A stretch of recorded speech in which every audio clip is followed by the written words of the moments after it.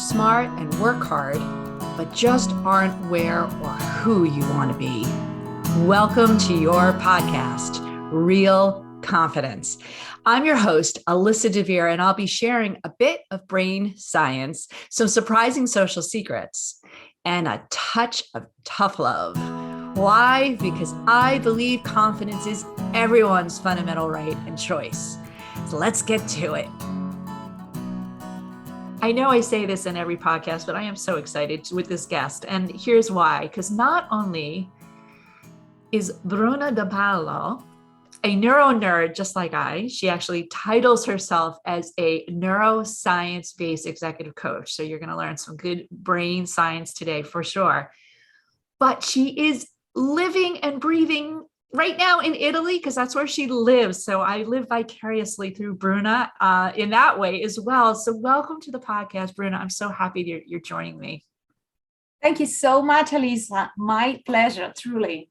Well, we totally geeked out when we first met, and we're going to do it again here now for everybody who's listening. But lots of what you talk about in particular is so applicable to real life, real work, real careers. And as we were kind of prepping for this, I love your perspective on that people are eagerly looking for career change and probably doing it in a way that is just putting them in a bad, vicious cycle. So before we get to the neuroscience of this, maybe just spend a minute and explain kind of like your perspective, why you're poking in this space, what you're seeing, not just in Italy, of course, but from all your clients around the world. Thank you so much, Lisa. This is really a hot topic, and it's also one of my favorite because I come from a wrong career, a very truly unfulfilling career where I wasn't feeling alive at all. That's where my journey started, and that's where part of my knowledge comes from. The other part, as we say, come from neuroscience and understanding how career should develop. But I would say it all comes from feeling I was dead inside every day, 9 to 5, and just waiting 6 p.m. to finally go out and leave, except that then I couldn't really leave because I didn't have the energy, because 8-9 hours of unfulfillment don't just go away with the blink of an eye, only because it's now finally time to enjoy life. So this continuous unfulfillment was waiting on me so much that then I felt dead even when I was able to do my own life. So that's where it all started, my understanding of how we should live and how we should, run our careers.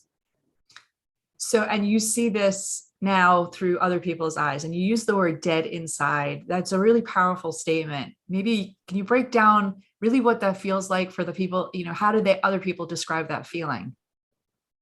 Yeah, well, first of all, I'd like to say that this has nothing to do with the job or the company, because it was a great company, great colleagues, nice environment, even some opportunities for growth, and the salary wasn't bad, and I was in IT. Come on, there's nothing bad about that.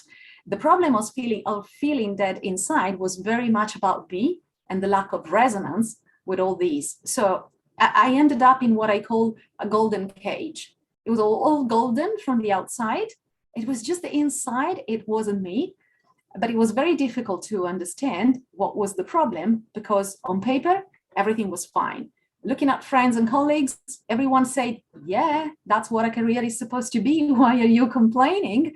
Luckily, I didn't accept that feeling, and I kept searching and searching. It took a very long time, though, until I finally see what was wrong in that. And what was wrong is that in my career in IT, I was doing pretty well because I was a very committed professional, but it was all coming from an effort. It wasn't coming natural. So in my career, I wasn't expressing my gifts, who I am as a person. So instead of living as a human being, I was acting as a human doing. My being wasn't present at all in what I was doing. So that was the problem. And that's where the sensation of feeling dead inside comes from. Wow. Wow is not trivial. I don't even know what to say. I kind of feel like I want to cry. And I say that because 30 years ago, 30 years ago, I was also in the tech space. And I remember having a conversation with my manager, who I'm still very close with to this day.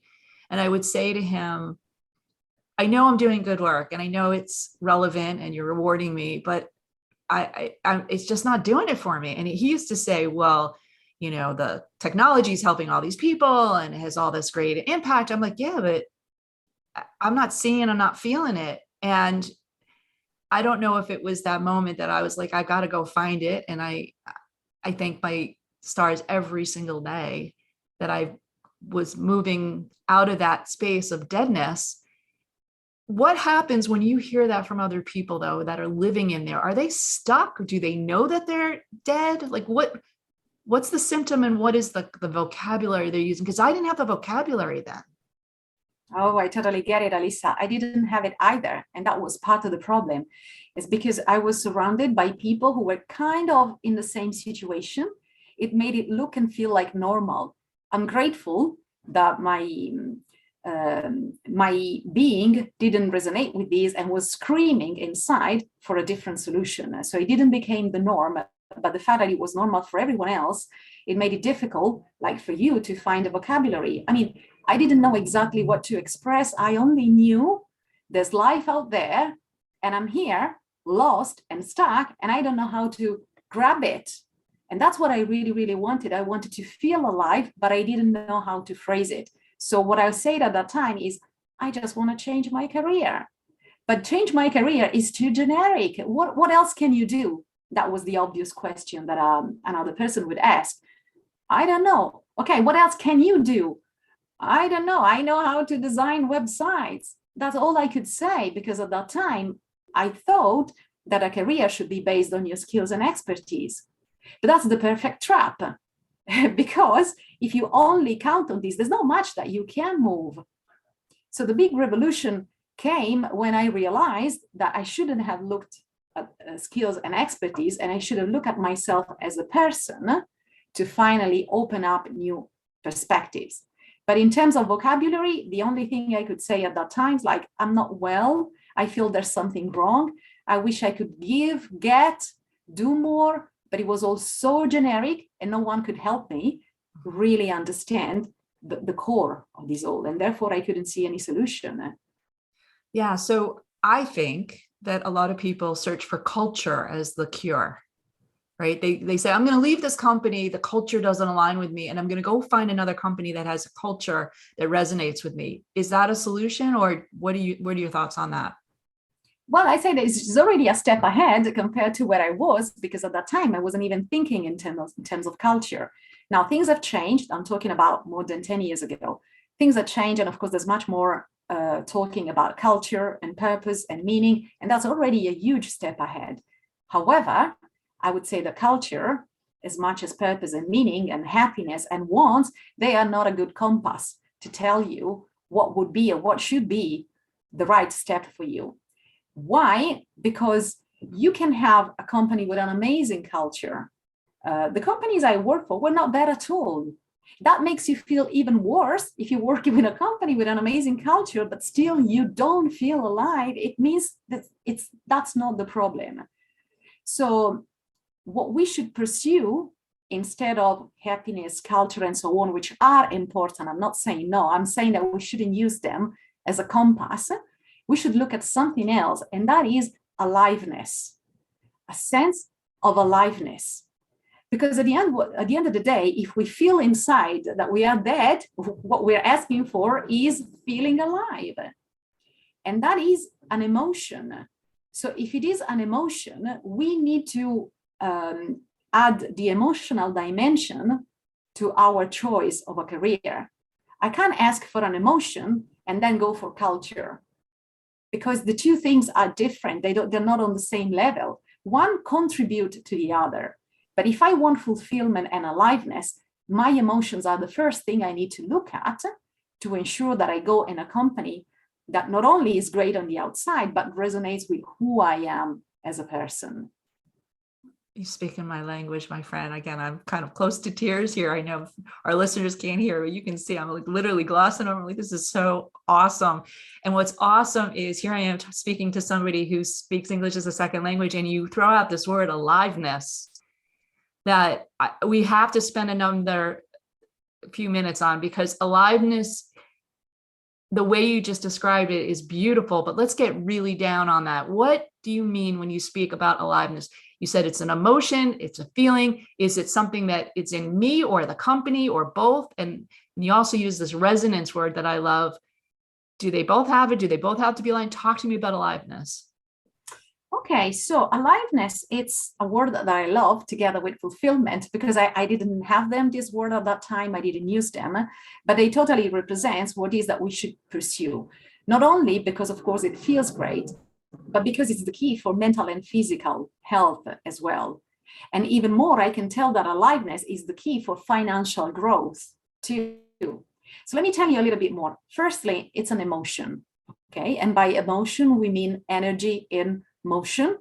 It means something, there's a stimuli outside that triggers a movement of energy in our body, which generally is due to the production of some hormones. Is that energy in motion that makes me feel in a certain way. Now, the thing is when we feel alive, that we put our brain in the condition to perform at its best. If we don't feel alive, we cannot perform 100%. We can be truly committed because we are serious professional, as I did in my previous career. I can do pretty well, but it comes out of effort. And over time, it's not sustainable.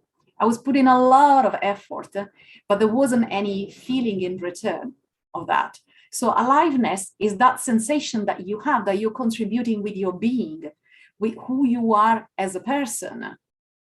And as I said before, you don't act anymore as a human doing, but you work as a human being. So you feel alive and you express your being through the doing. So the being has to come first. So aliveness is only possible when you do this, when you bring who you are into what you do. And because you do this, you tend to produce that balance, specific balance of neurotransmitters that allow your brain to perform at its best. And in fact, this is key for peak performance. And that's how aliveness can also help you achieve certain financial goals. Because, I mean, if you look around and you see people who are truly fulfilled and successful, they are successful, healthy, successful, because they express who they are into what they do. And when you do this, you also have the big benefit of using your natural gifts. So which means whatever you do it in a certain flow, and you tend to do it better than others because it doesn't come from effort. It comes from commitment, but not from effort. It comes from a gift. And that's a whole different story. So that's how you feel alive at work. It's when you use your gift, when you exploit, leverage, and use your being into the doing. That's the key. I got chills. I love it. So I warned you, listeners, this is going to be awesome. And it is. We're going to take just a few minutes here, and a few seconds. I can't even talk. I'm so dumbfounded, Bruna. You say so many things that my brain just grabs, and I love that. But I need to give sponsor love. When we come back, let's talk about how people can find, identify, and use those gifts that you just mentioned. Let's get down and dirty on those. We'll be right back. This podcast was sponsored by the American Confidence Institute. ACI trains smart, hardworking people how to use basic brain science to more effectively coach themselves and others. ACI is endorsed by top universities, the Strategic HR Management Association, and International Coaching Federation. Learn more about ACI's uniquely empowering keynotes, workshops, e-classes, and coaching certification at www.americanconfidenceinstitute.com. We're back. We're going to talk about how you, my friends who are listening, can find and use those gifts to feel aliveness, as Bruna said earlier. So Bruna, tell me, I feel like I tripped on them over time, and it took me 57 flipping years to finally figure out my gifts. And you're right, the financial flow and everything came around it, but it was very happenstance. So if somebody's listening and they're like, I want to find my gifts, I want to feel alive, I want to find that career that makes me resonate in a positive, productive, high performance way, what do they do? Good question. There are a number of things that they can do, and they're all based on observation. There's not much sitting and thinking about what should be my gift. It's not about this. It's about observing. After all, we said aliveness comes from expressing your being through the doing. So what you need to do is not thinking, is observing, noticing when you tend to feel alive. And if you feel alive, most likely it's because you're doing something that somehow involves one of your gifts. So observation in this sense is key. Some concrete actions that your audience can take is perhaps preparing a report, and every day, every moment that they feel alive, question, what is that I was doing? What was the trigger that made me feel alive? What does it mean in a wider picture of my life? And how much of this do I normally have in my life? How much my current career is tapping into this gift? And eventually, what can I do to express it more in my career? So preparing a report, it can be as simple as an Excel file like this, as long as it's handy. And every time you notice a fluctuation of your energy, you may want to report what's the gift involved, or what is the activity that is, bringing your energy down. And because you want to make decisions, if you want to change your role, if you want to change your company or industry, based on that, you want to make decision based on how you function and how your brain and body respond to external stimuli, and not just thinking what would be right or wrong for me. What's right or wrong for you, it can only come from how you react to things. So observation is key. Now, some other tips here could be, think about what is that people tend to compliment you about more often. Other people tend to be way more objective than us in noticing our gifts. I've been told a few things, like, for example, that my energy was contagious, it was very inspiring. I've heard these things so many times. It was nice, thank you. But it never, ever occurred to me, Alisa, that my energy could ever be a gift or an asset. Now that I have a completely different perspective, I can tell why I was so unfulfilled. I was in front of a keyboard in silence all day. So my greatest gift that people recognized and I took for granted, it was closed in a drawer. It wasn't utilized. No wonder I was feeling unfulfilled. So looking at what is that people tend to say more often about you is a great way to be objective. And you should have a long list of gifts. And I'm not talking about 5 or 6, which is what normally my clients, bring when they start this exercise. And I ask them, what do you think are your gifts? They come with 5, 6 items. I'm talking about something way longer that goes beyond talents. By gift, let me just spend a word on what is that they need to look for. What is a gift? Firstly, we say gift is that thing that when you use it, it makes you feel alive and it makes you do better and faster. So a gift can be framed as something that somehow comes natural to you. When you use it, you tend to do it well. And that when you use it, it makes you feel great. So if something ticks these 3 boxes, probably it's a gift. And you want to discover at least 30 to 50 of them. And it's not necessarily a natural talent. It can be something that you have acquired over time. Maybe something that you've absorbed from your culture, from your family, from your religion. Or it can be something that you painfully learned through your life. Maybe you come from a tough situation and you manage to turn that poison into medicine. And when you use that knowledge, you tend to feel great. It comes natural to you. You tend to do better and faster because of that experience. Then that is turned into a gift. So again, observation, listening what other people say, even going back to old praises from previous bosses, for example, or recommendations on LinkedIn. What is that people tend to notice? And then reflect, okay, they have noticed this, this, and this. Does it tick the 3 boxes? Comes natural, makes me feel great, and I tend to do well and faster when I use it? Then it's a gift. And there are, of course, other techniques, but I think these are the most important to start with to create this long list. And that list becomes a compass that gives you a direction on what role or company you should go for. So you will notice that then culture, as you said before, will resonate with you. I'm just saying we shouldn't use culture as a way, because we will lose all the power that comes from discovering our being, and therefore the possibility to bring who we are into what we do. Oh, I love it. I remember many, many years ago, we were sitting around my dining room table, and my younger son, who liked to do this often in some form, went around and he said, we're going to say something nice about each other. But in this instance, he said, just one word that you would use to describe the person next to you. And my father, who was not what I would consider very intellectual, was sitting next to me, and he said, Liz, you're solid. And I said, Dad, what do you mean by that? He goes, I don't know. You're just solid. And my sister said, it's like when I go to a family event, I don't feel grounded until you're there. Until you show up, then all of a sudden I feel, right? And I thought, how do I use that? And so here we are today, talking about confidence, talking about aliveness, talking about our gifts.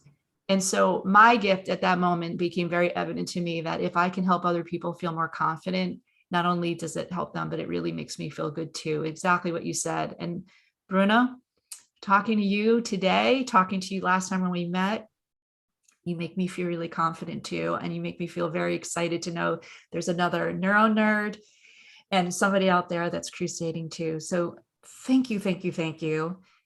I know people are going to want to reach you and get some of your tools and your books that are coming out and things that are just going to change the world. So what's the best way to reach you? Thank you so much for your kind words, Alisa. It's been a great pleasure.